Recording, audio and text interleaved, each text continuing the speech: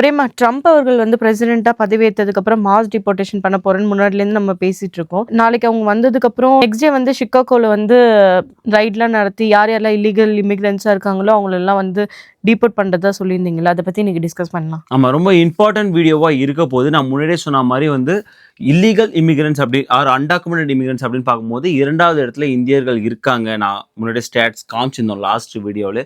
சமீப காலமா அதுவும் 2022க்கு அப்புறம் வந்து இந்தியன் பாப்புலேஷன் இங்க சர்ஜ் ஆயிடுச்சு அன்டாக்குமெண்டட் இமிகிரன்ட்ஸ்னு. இது வந்து அவங்க கொடுத்த தரவுகள் தான். ஸோ இந்த தரவுகள் அவங்கள்ட்டே இருக்கும். ஸோ இப்போ அடுத்தடுத்த நகர்வுகள் எப்படி இருக்க போகுது? மிக முக்கியமான ஒரு விஷயம், சிகாகோல ஆரம்பிக்க போறாங்க. சிகாகோல ஆரம்பிச்சு நிறைய சிட்டிஸை வந்து அவங்க டார்கெட் பண்ணுறாங்க. ஸோ எந்தெந்த சிட்டிலாம் அடுத்தடுத்து பண்ண போகிறாங்க, எப்படி பண்ணுவாங்க, எந்த மாதிரியான விஷயங்கள், ஒருவேளை லீகல் இமிகிரன்ஸ்ட்டை வந்து, ஏன்னா இது ரைடு தானே இல்லையா, லீகல் இமிகிரன்ஸ் வந்து அவங்க கேட்கறதுக்கு வாய்ப்பு இருக்கா, நீங்கள் லீகலாக தான் இருக்கீங்களா, ஸ்டேட்டஸ் காட்டுங்க, இந்த மாதிரி பல டைமென்ஷனில் இந்த வீடியோ பார்க்க போகிறோம்.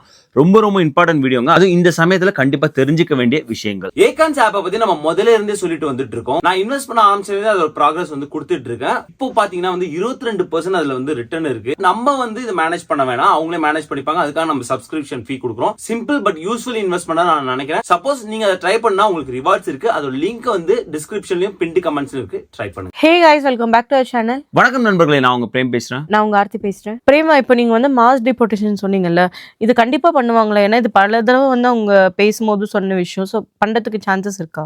100% வந்து சான்சஸ் இருக்கு. ஏன்னா வந்து ட்ரம்ப் அவர்களோட கேம்பெயின் பார்த்துட்டு வந்தாலே தெரியும், மாஸ் டிபோர்டேஷன்ங்கிற ஒரு வார்த்தை இல்லாம அந்த கேம்பெயின் வந்து முடிவடைஞ்சே இல்லை. இப்போ ட்ரம்ப் வரத்துக்குள்ளே ஒரு விஷயம் நடந்தது. அதாவது ட்ரம்ப் கொஞ்ச நாளுக்கு முன்னாடி சொன்னாங்க, இஸ்ரேலுக்கும் பாலஸ்தீனத்துக்கும் நடுவில் வார் போதில் அதில் வந்து இஸ்ரேலோட சில பேரை வந்து பாலஸ்தீனியர்கள் வந்து பிணை கைதியாக வச்சிருக்காங்க. அதேமாரி வந்து பாலஸ்தீனர்களை இஸ்ரேல் வந்து வச்சிருக்காங்க. ஸோ இந்த வந்து போர் முடிவுக்கு வரணும், நீங்கள் என்ன பண்ணுவீங்களோ எனக்கு தெரியாது, நான் வர்றதுக்கு முன்னாடியே முடிவுக்கு வரணும்னு சொன்னாங்க. இன்னைக்கு அதாவது வந்து இந்த வீடியோ வந்து நாங்கள் சண்டே எடுக்கிறோம். நாளைக்கு வந்து மண்டே தான் வந்து பதவியேற்க போகிறாங்க. சண்டே இஸ்ரேலுக்கும் பாலஸ்தீனுக்குமான போர் முடிவுக்கு வருது. கண்டிப்பாக இந்த ஒரு நேரத்தில் கடவுளுக்கு நன்றி, இனி ஒரு போர் எங்கேயுமே நிகழக்கூடாது. அந்தந்த மக்கள் அந்தந்த நாட்டில் அவங்களுக்கான உரிமைகளோட வாழணும். ஸோ அப்படி ஒரு 2025 பிறக்கணும். ஸோ இது ஒரு நல்ல விஷயம். ஏன்னா நிறைய விஷயம் நம்ம பார்த்துட்டு இல்லை, வைல்ட் ஃபயர், நிறைய டெரரிஸ்ட் அட்டாக் அதெல்லாம் பார்க்கும்போது இது ரொம்ப நல்ல விஷயமா தெரியுது. பாவம் அந்த பாலஸ்தீன மக்கள், இது வந்து கண்டிப்பாக வந்து அவங்களுக்கு வந்து ஒரு பெரிய வந்து ஒரு பெருமூச்சு விடுவாங்க. கண்டிப்பாக இஸ்ரேல் பக்கமும் சீஸ் ஃபயர், 2 பேருமே வந்து சீஸ் ஃபயர் சொல்லியிருக்காங்க. இது ரொம்ப நல்ல விஷயம். நான் ஏன் சொல்கிறேன்னா, ட்ரம்ப் வந்து எவ்வளோ கான்ஃபிடண்ட்டாக இருக்காங்க, வரத்துக்கு முன்னாடி ட்ரம்ப் சீரியஸாக இருக்கிறதுனால தான் இது வந்து நடந்தது. ஸோ ட்ரம்ப் மாஸ் டிபோர்டேஷன் சீரியஸாக இருக்கிறதுனால தான் இப்போவே நிறைய ஆல் ஓவர் த சிட்டிஸ், பெரிய பெரிய சிட்டிஸ்லாம் நிறைய பிரீஃபிங் வந்து போய்கிட்டே இருக்கு. இது நடக்கிறதுக்கு 100% வாய்ப்பு இருக்கு. பிரேமா, இது ஃபர்ஸ்ட் வந்து சிகாகோல தான் ஆரம்பிக்க போறாங்கல்ல? ஆமா, எக்ஸாக்ட்லி. பார்டர் சார், ட்ரம்போட பார்டர் சார் டாம் ஹோமண்ட் அவர்கிட்ட கேட்கும் போது கண்டிப்பா வந்து சிகாகோன்னு தான் சொல்லியிருக்காங்க. ஆல்ரெடி வந்து ஃபெடரல் அவங்க ட்ரூப்ஸ் எல்லாம் வந்து அனுப்பிட்டாங்க. கண்டிப்பா அடுத்தடுத்த நாடுகள் ரொம்ப சீரியஸா தான் போவாங்க. ஆனா நீங்க சொன்னீங்கல்ல பிரேமா, சிகாகோ வந்து சாங்சுரி சிட்டின்னு. ஆமா, கரெக்ட். ஸோ இந்த சாங்சுரி சிட்டினா என்னன்னு தெரிஞ்சுக்கணும். நிறைய சாங்சுரி ஸ்டேட்னு சொல்லுவாங்க, சாங்சுரி சிட்டின்னு சொல்லுவாங்க. அது என்ன சாங்சுரி சிட்டினா, அந்த லோக்கல் கவர்மெண்ட், இப்போ சிகாகோ இருக்காங்கன்னு வச்சுக்கோங்க, சிகாகோ போலீஸ் டிபார்ட்மெண்ட் இருப்பாங்க இல்லையா, ஸோ அந்த லோக்கல் கவர்மெண்ட்டுக்குள்ள போலீஸ் டிபார்ட்மெண்ட் ஃபெடரலுக்கு சப்போர்ட் பண்ண வேண்டிய அவசியம் கிடையாது அப்படிங்கிற ஒரு லா இருக்கும். ஸோ அவங்க வந்து எந்த ஒரு தரவுகளும் ஃபெடரல் கவர்மெண்ட்டுக்கு தர வேண்டிய அவசியம் இருக்காது. அதாவது இந்த ஒரு நபர் ஏங்கிற நபரோட ஸ்டேட்டஸ், இமிகிரேஷன் ஸ்டேட்டஸ் பற்றி அவங்க வந்து ஷேர் பண்ண வேண்டிய அவசியம் இல்லை, அவங்களுக்கு சப்போர்ட் பண்ண வேண்டிய அவசியம் இல்லை, அவங்களுக்கு வேலை பார்க்க முடியாதுன்னு சொல்லலாம். ஸோ லோக்கல் போலீஸோட சப்போர்ட் இருக்காது. ஸோ அதனாலே சாங்சுரி சிட்டிஸில் கொஞ்சம் நிறைய அன்டாக்குமெண்டட் இமிகிரன்ட்ஸ் இருப்பாங்க. ஏன்னா அவங்களுக்கான அந்த ஒரு ப்ரொடக்ஷன் வந்து அங்கே இருக்கும். சே எக்ஸாம்பிள் சிகாகோ எடுத்துக்கிட்டா அவங்களுக்குமே லோக்கல் லாஸ் இருந்துட்டு தான் இருக்குது. இல்லினாய் ட்ரஸ்ட் ஆக்ட் இருக்குது, சிகாகோ வெல்கமிங் சிட்டிக்கு இருக்குது. ஸோ இதெல்லாம் என்ன பண்ணுன்னா, அங்கே வந்து அன்டாக்குமெண்டட் இமிகிரன்ஸை ப்ரொடக்ட் பண்ணுறதுக்கான லா இருக்கும். ஸோ அதனால தான் அங்கே நிறைய பேர் இருக்காங்க. ஸோ அதனால் வந்து சிகாகோ வந்து ஃபர்ஸ்ட் வந்து அவங்க டார்கெட் பண்ணுறாங்க. சிகாகோவில் என்ன சொல்லியிருக்காங்கன்னா, ஃபர்ஸ்ட் யார் மேலாம் கிரிமினல் கேஸ் இருக்குது, illegal immigrants plus criminal case இருக்கோ அவங்கள பிடிப்பேன்னு சொல்லியிருக்காங்க. அவங்கள மட்டும் தான் இப்போ பிடிப்பாங்களா, இல்லை இல்லீகல் இமிகிரன்ஸாக இருக்க எல்லாருமே பிடிப்பாங்களா? இல்லை, இல்லீகல் என்ன சொல்லியிருக்காங்கன்னா வந்து, நாங்கள் அவங்கள தான் டார்கெட் பண்ணுறோம், கிரிமினல் கேஸ் உள்ளவங்க தான் டார்கெட் பண்ணுறோம், பட் நாங்கள் ஓவராலாக தான் பார்க்க போகிறோம், இது ஒரு கொலைட்ரல் அரெஸ்ட்டாக தான் இருக்க போகுது அப்படின்னு சொல்லியிருக்காங்க. ஸோ யாரெல்லாம் அன்டாக்குமெண்ட் இமிகிரன்ஸோ அவங்க எல்லாருமே அரெஸ்ட் பண்ணுவாங்க அப்படின்னு தான் சொல்லியிருக்காங்க. பிரேமா, ஆனால் லோக்கல் போலீஸோட சப்போர்ட் இல்லாமல் இதெல்லாம் பாசிபிளா? அதுதான் ரொம்ப கஷ்டம். ஏன்னா வந்து இதுக்கான ஃபண்ட் அதிகமாகும். ஸோ ஃபெடரல் என்ன பண்ணுவாங்கன்னா, இப்போ லோக்கல் கவர்மெண்ட் சப்போர்ட் பண்ணாங்கன்னா அந்த ஃபண்டு அண்ட் ரிசோர்ஸ் யூஸ் பண்ண முடியும். இப்போ அந்த ரிசோர்ஸ் யூஸ் பண்ண முடியாதுன்னா நீங்கள் எல்லா ரிசோர்ஸையும் ஃபெடரல்லேருந்து கொண்டு வரணும். ஸோ அங்கே ஃபண்ட் நிறையா அவங்க ஸ்பெண்ட் பண்ணணும். இந்த மாதிரி விஷயங்கள் வந்து இருக்குது. எல்லா சாங்சுரி சிட்டியும் ஆல்மோஸ்ட் இந்த மாதிரியான ஒரு முடிவு தான் எடுக்கிறாங்க. இன்னொரு சாங்சுரி சிட்டி எடுத்துட்டா மினியாபோலிஸ். ட்வின் சிட்டியும் என்ன சொல்லியிருக்காங்கன்னா வந்து, நாங்கள் வந்து எங்களுக்கான லா இருக்குது, அந்த மினியாபோலிஸ் போலீஸ் டிபார்ட்மெண்ட் ஜெனரலே சொல்லியிருக்காரு, நாங்கள் வந்து ஃபெடரலுக்கு வந்து இப்போ சப்போர்ட் பண்ண மாட்டோம் இந்த ஒரு ரைடு நடக்கிறதுக்கும் அவங்களை கைது பண்ணுறதுக்கும். ஸோ இது அவங்க தான் பார்த்துக்கணும் அப்படின்ட்டு இருக்காங்க. ஸோ அவங்க ஐசிஇலேருந்து நிறைய ஆளுங்களை வந்து அனுப்புவாங்க. ஸோ இப்படி சப்போர்ட் இல்லாதப்போ வந்து அவங்களால ஃபண்ட் நிறைய ஸ்பெண்ட் பண்ணும்.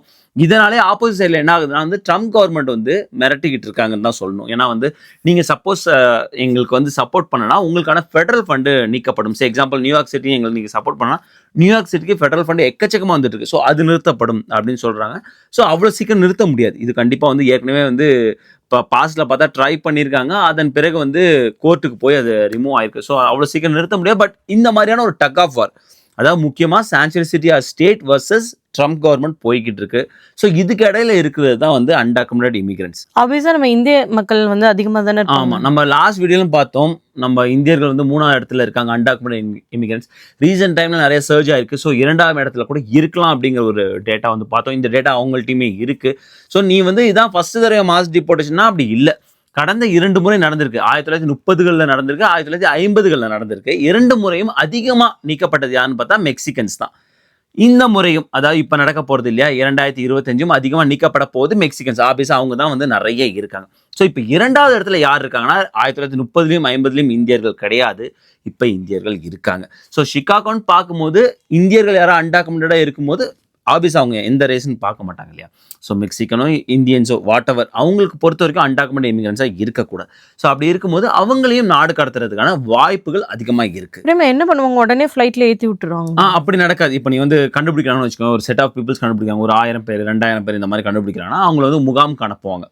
அந்த முகாம்லேருந்து அந்த நாட்டோட சப்போர்ட் ரொம்ப முக்கியம் இந்த நேரங்களில். இப்போ மெக்சிகன் கவர்மெண்ட் அவங்களை எடுத்துக்கணும். ஸோ மெக்சிகோக்கு அனுப்பிடுவாங்க. வெனிசுலாக்கும் யூஎஸ்ஏக்கு இன்னும் அந்த பேச்சுவார்த்தை போயிட்டு இருக்கு. அவங்க வந்து திரும்ப அவங்க சிட்டிசன் எடுத்துக்க மாட்டாங்கிற மாதிரிலாம் பேச்சுவார்த்தை போயிட்டு இருக்கு. ப்ளஸ் இந்தியன் கவர்மெண்ட்டுக்கும் யூஎஸ்ஏக்கும் ஒரு நல்ல ஒரு உறவு இருக்குது. ஆனால் ஒரு விஷயம் ஏன்னு தெரியல, ட்ரம்ப்போட இனாகுரேஷனுக்கு நம்ம இந்தியன் கவர்மெண்ட்டுக்கு அதாவது பிரைம் மினிஸ்டர் வந்து இங்கே வருகை தரல. ஸோ அதனால் என்ன நடக்க போகுதுன்னு தெரியல. பட் அகைன் வந்து இவங்க அனுப்பும்போது அவங்க வேணாம்னு சொல்ல போகிறதில்ல, எடுத்துப்பாங்க. இப்போ ரீசெண்டாக கூட பெங்களூரில் வந்து யூஎஸ் கன்சுலேட் ஆரம்பிக்கிறதுக்கான ஒரு விஷயம். ஸோ நல்ல உறவு தான் போய்கிட்டு இருக்குங்கிறதுக்கு சொல்ல வரேன். ஸோ அதனால் அந்த பிரச்சனை கிடையாது. ஸோ ஆனால் யார் அந்த காசு எடுத்துக்கணும், அது ரொம்ப பிரச்சனை.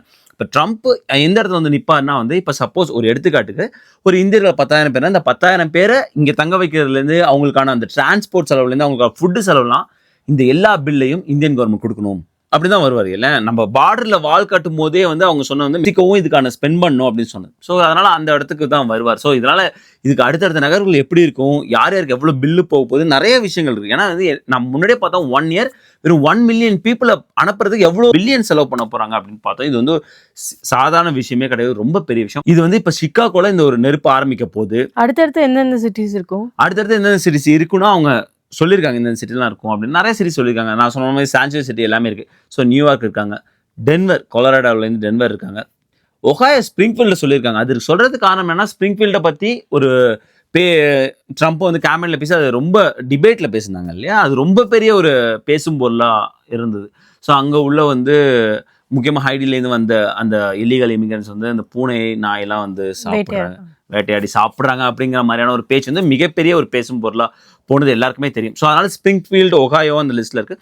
ஸோ ரெட் ஸ்டேட்டை பொறுத்த வரைக்கும் அவங்களுக்கு பிரச்சனை இருக்காது. ஒஹாயோ வந்து ரெட் ஸ்டேட், ஃப்ளோரிடா வந்து ரெட் ஸ்டேட், அவங்களுக்கு பிரச்சனை இருக்காது. டெக்சாஸ் ரெட் ஸ்டேட், இந்த மாதிரி ஸ்டேட்லாம் அவங்களுக்கு ரொம்ப வந்து லோக்கல் கவர்மெண்ட்டோட ஃபுல் சப்போர்ட் இருக்கும், அவங்களோட ஃபுல் ஃபோர்ஸை வந்து இறக்குவாங்க. அதுவே கான்ட்ராஸ்டாக பார்த்தீங்கன்னா நியூ ஜெர்சி வந்து ப்ளூ ஸ்டேட், அங்கே வந்து அவ்வளோ சப்போர்ட் இருக்காது. நியூயார்க்கில் அவ்வளோ சப்போர்ட் இருக்காது. இந்த மாதிரியான ஒரு பிரச்சனை இருந்துட்டு இருக்கு.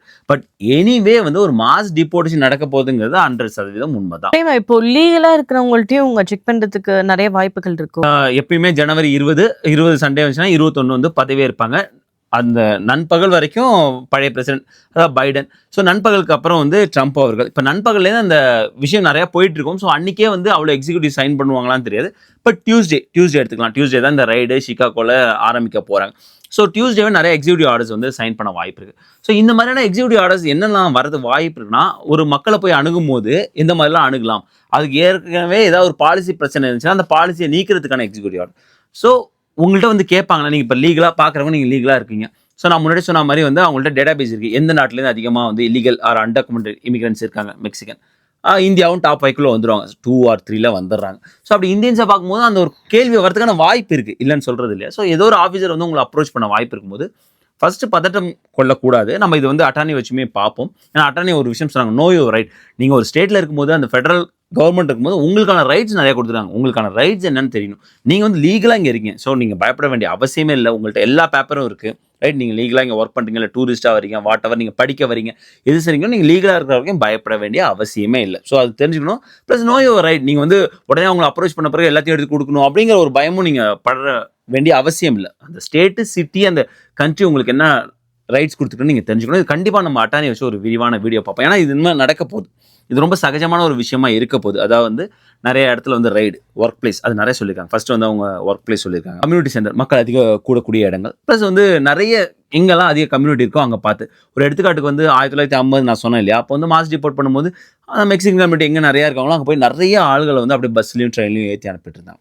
ஸோ இந்த மாதிரி விஷயங்கள் வந்து நடக்க வாய்ப்பு இருக்குது. ஸோ இதெல்லாம் நடக்க போகுதுன்னு நம்ம தெரிஞ்சுக்கணும். நீங்கள் லீகலாக இருந்தாலும் இந்த மாதிரி அதாவது இப்போ பார்க்கக்கூடிய யூஎஸ்ல நிறைய சேஞ்சஸ் வரப்போகுது அப்படிங்கிறது வந்து தெரிஞ்சுக்கணும். பிரேமா, நீங்க சொன்னீங்கல்ல ஒபாமா பீரியட்ல கூட மாஸ் டிபோர்டேஷன் நடந்தது, இது ஒன்றும் புதுசு இல்லைன்னு. ஆமா, முன்னாள் பிரசிடென்ட் பராக் ஒபாமா பீரியட்ல பெரிய லெவல்ல மாஸ் டிபோர்டேஷன் நடந்துச்சு. சொல்ல போனா இது வரைக்கும் மாஸ் டிபோர்டேஷன் பண்ண பிரசிடென்ட்ஸ் எடுத்து பார்க்கும்போது அதிகமா டிபோர்ட் பண்ண பிரசிடென்ட்டா பராக் ஒபாமா தான் இருக்காரு. அவர் டெமோக்ராட்ஸ், ஒரு ரைட் டெமோக்ராட்ஸ் வந்து எங்களுக்கு சப்போர்ட் பண்றாங்க அப்படிங்கும்போது அது கான்ட்ராஸ்டா ஒபாமா பண்ணியிருக்காங்க.